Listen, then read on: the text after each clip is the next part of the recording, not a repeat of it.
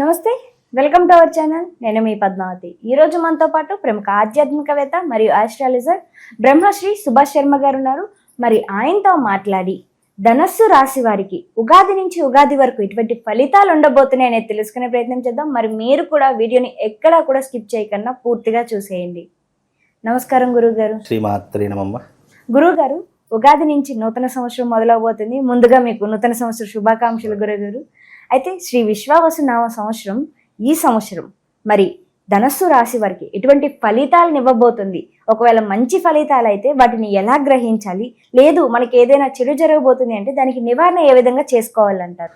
తప్పకుండా తెలియజేస్తాను. ముందుగా ప్రేక్షకులందరికీ శ్రీమాత్రే నమః, శ్రీ గురుభ్యో నమః.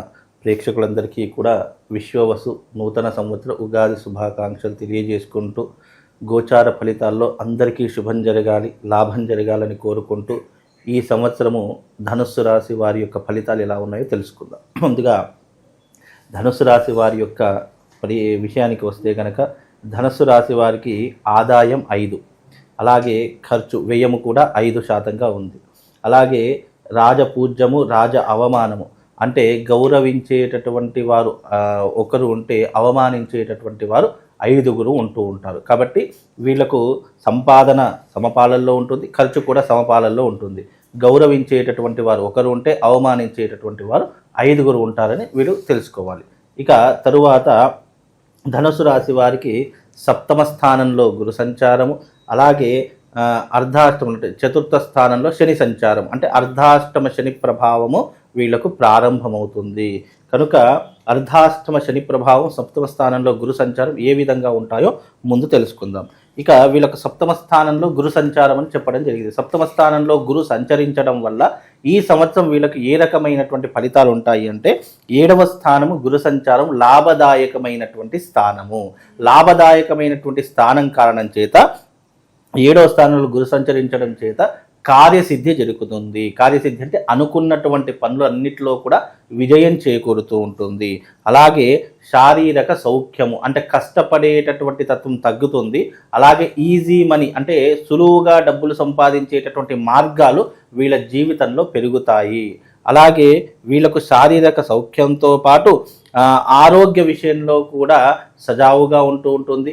ఇన్ని రోజులు పడుతున్నటువంటి ఏవైతే ఆరోగ్య సమస్యలు ఉన్నాయో వాటన్నిటికీ కూడా ఇప్పుడు పరిష్కారం దొరికేటటువంటి అవకాశం కూడా ఈ సంవత్సరము వీళ్ళ యొక్క జాతకంలో కనిపిస్తూ ఉంటుంది. అలాగే అధికార దర్శనము అంటే ఎవరితైనా ఉన్నత అధికారుల యొక్క మెప్పు పొందడం కానీ, వాళ్ళ యొక్క అనుకూలత దక్కడం కానివ్వండి, వాళ్ళ యొక్క సహవాసం పెరగడం కానివ్వండి, వాళ్ళతో సఖ్యత పెంచుకోవడం కానీ ఇలాంటివి ఎక్కువగా చేస్తూ ఉంటారు. అంటే అధికారులతో పరిచయాలు పెరిగేటటువంటి అవకాశాలు ఈ సంవత్సరం వీళ్ళ జాతకంలో ఏర్పడుతూ ఉన్నాయి. సెలబ్రిటీస్ యొక్క తత్వాలు ఎక్కువగా పెరిగేటటువంటి అవకాశాలు ఉన్నాయి. సినిమా రంగం వాళ్ళకి కానివ్వండి, రాజకీయ రంగంలో ఉన్నటువంటి వాళ్ళకి కానివ్వండి, ఇండస్ట్రీలో ఉన్నటువంటి వారికి కానివ్వండి ఈ సంవత్సరం మంచి మంచి అవకాశాలు వస్తూ ఉంటాయి. ముఖ్యంగా రాజకీయ నాయకులకు పై అధికారుల యొక్క మన్ననలు లభిస్తూ ఉంటాయి. వాళ్ళ యొక్క ప్రోత్సాహం ఎక్కువగా ఉంటూ ఉంటుంది. సినిమా రంగంలో ఉన్నటువంటి వాళ్ళకి సినిమా అవకాశాలు చాలా వచ్చేటటువంటి అవకాశాలు ఉంటాయి. మంచి మంచి కథలను ఎంచుకొని సక్సెస్ఫుల్గా సినిమాలు తీసేటటువంటి అవకాశం ఉంటుంది. డైరెక్టర్లకు కానివ్వండి, హీరోలకు కానివ్వండి, హీరోయిన్స్ ఎవరికైనా సరే సినిమా రంగంలో, నాటక రంగంలో ఉన్నటువంటి వారికి మంచి కార్యానుకూలత జరిగేటటువంటి అవకాశం కూడా ఉంటూ ఉంటుంది.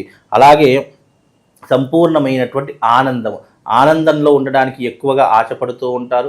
వీలైనంత వరకు ఈ సంవత్సరం చాలా ఆనందంగా ఉంటారు అని కూడా ఈ యొక్క ధనుసు రాశి వారి గురించి చెప్పుకోవచ్చు. అందులోనూ ధనుసు రాశి వారికి సప్తమ స్థానంలో గురు సంచారం వల్ల ఆర్థికపరమైనటువంటిది, ఆరోగ్యపరమైనటువంటిది, మానసికపరమైనటువంటి విషయాల్లో చాలా సంతోషంగా ఉంటారు. డబ్బులు రావడంతో పాటు ఆస్తులు కొనుగోలు చేస్తూ ఉంటారు. అలాగే వీలైనంత వరకు డబ్బు, బంగారాన్ని దాచుకునేటటువంటి ప్రయత్నం చేస్తూ ఉంటారు. ఎక్కడ ఏది అవసరమో అంతవరకు మాత్రమే మాట్లాడేటటువంటి ప్రయత్నాన్ని ఏర్పరచుకుంటారు.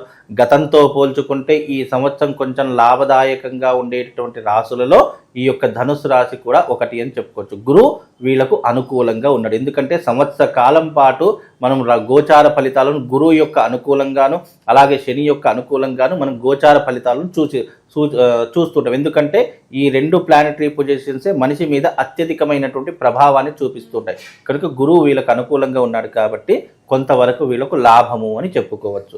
అలాగే ధనుసు రాశి వారికి అర్ధాష్టమ శని, అంటే గురువు బాగా ఉన్నప్పటికీ కూడా అర్ధాష్టమ శని ప్రభావం 4వ స్థానంలో శని సంచారం వల్ల వీళ్ళకు ఎలాంటి ఇబ్బందులు కలుగుతాయో తెలుసుకుందాం. అంటే ప్రతి మనిషి జీవితంలో పాజిటివ్స్ ఉంటాయి, నెగిటివ్స్ ఉంటాయి. కొంతవరకు సుఖం ఉంటుంది, కొంతవరకు నష్టం ఉంటుంది, కొంతవరకు లాభము, కొంతవరకు నష్టము. గురువు యొక్క అనుకూలం వల్ల, సప్తమ స్థానం గురువు వల్ల ఇంతవరకు మంచి చెప్పుకున్నాం. మరి శని వల్ల ఎలాంటి ఇబ్బందులు జరుగుతాయి అని అంటే గనక 4వ స్థానంలో శని సంచారం అంటే దీని అర్ధాష్టమ శని అంటారు. అర్ధాష్టమ శని అంటే 4వ స్థానంలో వాళ్ళ రాశి నుంచి 4వ స్థానంలో శని ఉంటే గనక దాని అర్ధాష్టమ శని. అయితే ఈ యొక్క ధనుస్సు రాశి వారికి అర్ధాష్టమ శని ఉండటం కారణం చేత ప్రమాదాలు, అంటే వాహనాలు నడిపించేటప్పుడు చాలా జాగ్రత్తగా ఉండాలి. ఎందుకంటే అర్ధాష్టమ శని ప్రభావం ఉన్నటువంటి వాళ్ళకు వాహన ప్రమాదాలు ఎక్కువగా జరిగేటటువంటి అవకాశం ఉంటుంది. కాబట్టి వాహనాలు నడిపించేటప్పుడు చాలా జాగ్రత్తగా ఉండండి. బంధువులతో చాలా జాగ్రత్తగా ఉండాలి. ముందర మంచిగా మాట్లాడి వెనక గోతులు తీసేటటువంటి అవకాశాలు కూడా ఎక్కువగా ఏర్పడతాయి. కాబట్టి బంధువులతో, మిత్రులతో, శ్రేయాభిలాషులతో చాలా జాగ్రత్తగా వ్యవహరించేటటువంటి ప్రయత్నం చేసుకోవాలి.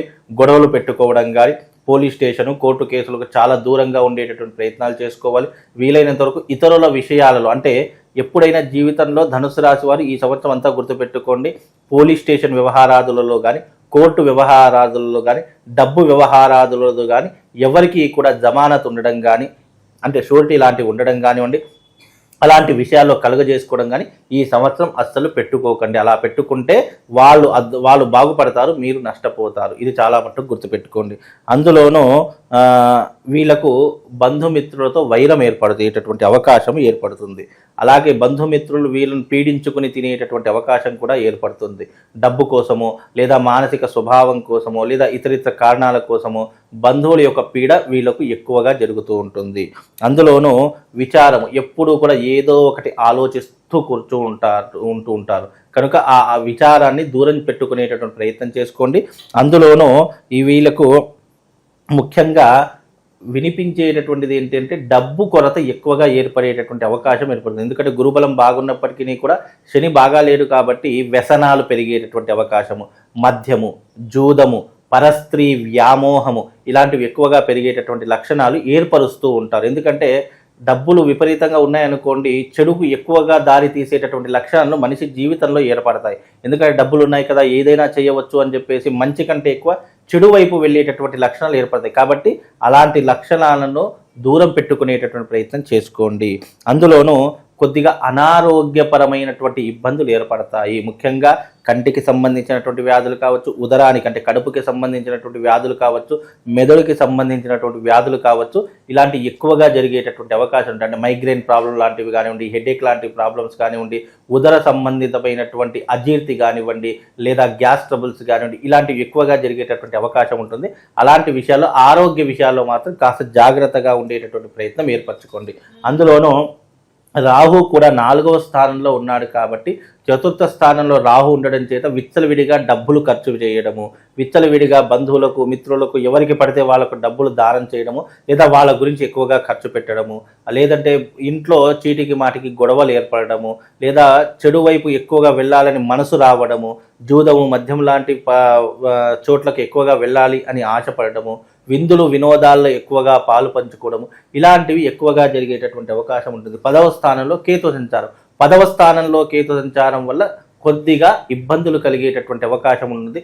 అంటే ఉద్యోగ మార్పులు చెందడం కానివ్వండి, ఇదిగో వస్తుంది అనుకున్నది ఏదైనా రాకపోవడం జరగడం కానివ్వండి, లేదా సుదూర ప్రయాణాలు చేయడం కానివ్వండి, లేదా దేవతా ఆలయాలకు కానీ దేవతా దర్శనాలకు కానీ ఎక్కువగా చేసుకునేటటువంటి అవకాశాలు కూడా ఈ 10వ స్థానంలో కేతు సంచారం వల్ల కలుగుతుంది. కనుక వీళ్లకు గురు సంచారం బాగా ఉంది.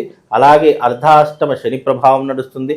అలాగే రాహు కూడా 4వ స్థానంలో, కేతు 10వ స్థానంలో సంచరిస్తున్నాడు. కాబట్టి వీళ్ళకు గురువు ఒకటే అనుకూలంగా ఉంది.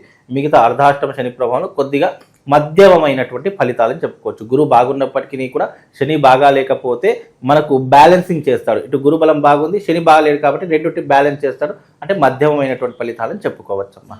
అయితే గురువు గారు కొద్దిగా ఆరోగ్యపరంగా కావచ్చు, ఆర్థిక పరంగా కావచ్చు, కొద్దిగా లోటుపాట్లు అయితే కనిపిస్తున్నాయి కాబట్టి ఎటువంటి పరిహారాలు చేసుకోవాలంటారు మరి దాన్ని? తప్పకుండా వీళ్ళకు పరిహారము అని అంటే కనుక ఈ నెల 29వ తారీఖు రోజున అమావాస్య రావడం జరుగుతుంది. ఈ అమావాస్య రోజున గంగా స్నానం ఆచరించడము, అరిష్ట నివారణ తంత్రయాగం చేయించుకోవడం తప్పనిసరి. ఎందుకంటే ఈ సంవత్సరము షష్టగ్రహ కూటమి ఏర్పడుతుంది కాబట్టి ధనుసు రాశి వారికి కూడా కొన్ని అనారోగ్య సమస్యలు, చిక్కులు, చికాకులు వైవాహిక జీవితంలో కావచ్చు, బిజినెస్లో కావచ్చు, వ్యాపార రంగంలో కావచ్చు, పార్ట్నర్షిప్ బిజినెస్లో కావచ్చు కొద్దిగా ఇబ్బందులు ఏర్పడేటటువంటి అవకాశాలు కనిపిస్తాయి. కాబట్టి తప్పకుండా అరిష్ట నివారణ తంత్రం చేయించుకొని మా పీఠం ఆధ్వర్యంలో అరిష్ట నివారణ తంత్ర యాగం చేయిస్తున్నాము. కాబట్టి ఆ రోజున తప్పకుండా రండి, అరిష్ట నివారణ తంత్ర యాగం చేయించుకోండి. ఈ పరిహారము సంవత్సర కాలం పాటు వీళ్ళకు రక్షణను కలిగిస్తుందమ్మా. ఇక ప్రతి ఒక్క రాశి వాళ్ళు, ఈ రాశి వాళ్ళు ఎవరైతే ఉన్నారో తప్పకుండా ఈ సంవత్సరము షష్టగ్రహ కూటమి ప్రతి ఒక్క రాశుల మీద ప్రభావం చూపించేటటువంటి అవకాశం ఏర్పడుతుంది. కనుక ఈ సంవత్సరము గోదావరి క్షేత్రమునందు, బాసర జ్ఞాన సరస్వతి దేవస్థానమునందు, గంగా తీరమునందు అరిష్ట నివారణ తంత్రయాగం చేయిస్తున్నాము. 12 రాశుల ప్రతి ఒక్కరూ కూడా ఈ యొక్క యాగంలో పాల్గొనాలి.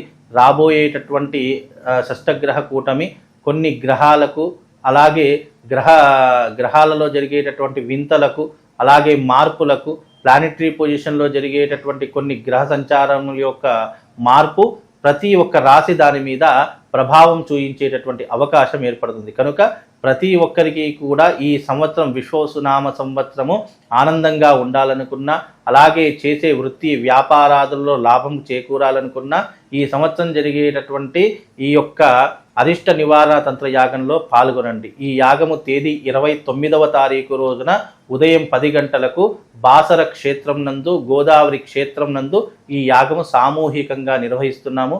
అందరూ రండి, ఈ యాగంలో పాల్గొని ఈ విశ్వసునామ సంవత్సరంలో ఆనందంగా సుఖంగా ఉండేలా మీ జీవితాన్ని మలుచుకోండి. శ్రీమాత్రే నమః. శ్రీ గురుభ్యో నమః.